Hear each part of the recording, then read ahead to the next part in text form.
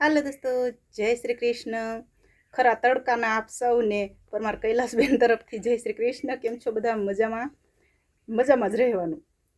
દુનિયા જાય તેલ લેવા, આપણે જલસા કરવાના.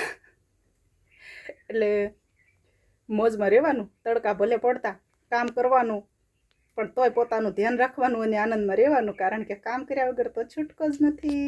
અમે પણ તમે ભાળો એમ જુવાર ને બુવાર બધું તડકાનું વાઢવી છે, પણ તોય ધીમે ધીમે કામ કરવાનું, પોતપોતાનું ધ્યાન રાખવાનું. અને આજે જણાવીશું અમારા ભાઈ, અમારા માવતર અને અમારા વિશે તો જો કે આપ સૌ લોકો જાણો જ છો, પણ હરદાનભાઈ છે જેમણે મને પૂછ્યું કે બેન તમારા ભાઈ કેટલા, બેન કેટલા અને તમારા મમ્મી પપ્પાનું નામ શું છે? તો અમને એમ થયું કે કોમેન્ટ માત્ર કરવાથી કદાચ લોકો વાંચે ખરા અને ન પણ વાંચે, તો એમ થયું કે ચાલો એક વિડીયો નાનકડો એવો બનાવી લેવી, તો ઘણા બધા લોકોને કદાચ આ પ્રશ્ન થતો હોય તો બધાને જાણવા પણ મળી જાય. તો અમને તો તમે લોકો સૌ જાણો જ છો, અમારું નામ પરમાર કૈલાસબેન છે અને અમે અત્યારે હાલમાં 2 બહેનો છે. અમારા નાના બેનની ડેથ થઈ ગઈ એટલે અત્યારે 2 છે, નહીંતર અમે 3 બહેનો હતા. અને અમને માડી જાયો વીરો અમારી એક જ છે, જેમનું નામ છે પરમાર યોગેશભાઈ. અને મારા મોટા બેન છે, એ પણ અત્યારે સાસરે છે, સુરતમાં છે, અને એમનું નામ છે નીરુબેન પરમાર. અને મારા મમ્મીનું નામ છે મણીબેન. મારા મમ્મી છે ગોહિલના દીકરી. અને મારા પપ્પા અમારા આખા ઘરના વડીલ, અમારા ઘરનો મોભ અમારા પપ્પાનું નામ છે પરમાર વાલજીભાઈ. અને અમે અત્યારે તો પ્રાંતિજમાં નથી, જ્યાં સુધી કુંવારા હતા ત્યાં સુધી પ્રાંતિજમાં રહેતા.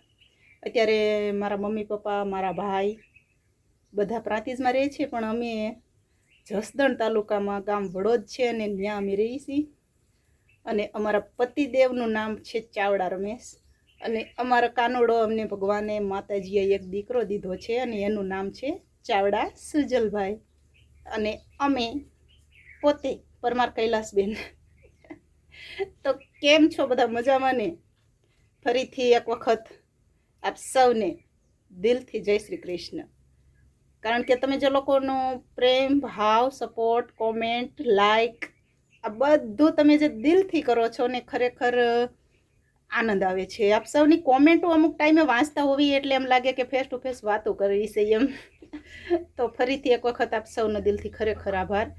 આવી જ રીતના સપોર્ટ કરતા રહેજો, પ્રેમ આપતા રહેજો, મસ્ત મસ્ત કોમેન્ટો લખતા રહેજો. કાંઈ કોમેન્ટ લખતા કદાચ ન ફાવે તો બોલવાનું આવે છે માઇકનું, એ દબાવી અને તમે કોમેન્ટ કરી શકો છો.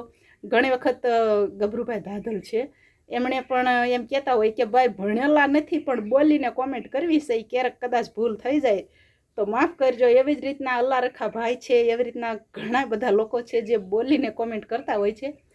તો આપ સૌને ખરેખર જે તમે બોલીને કોમેન્ટ કરો છો એ સારું ગણાય, કારણ કે ઘણા લોકો એમ કહેતા હોય કે અમને ક્યાં કાંઈ લખતા આવડે છે. તો લખતા ન આવડે તો કાંઈ નહીં, બોલતા તો આવડે ને.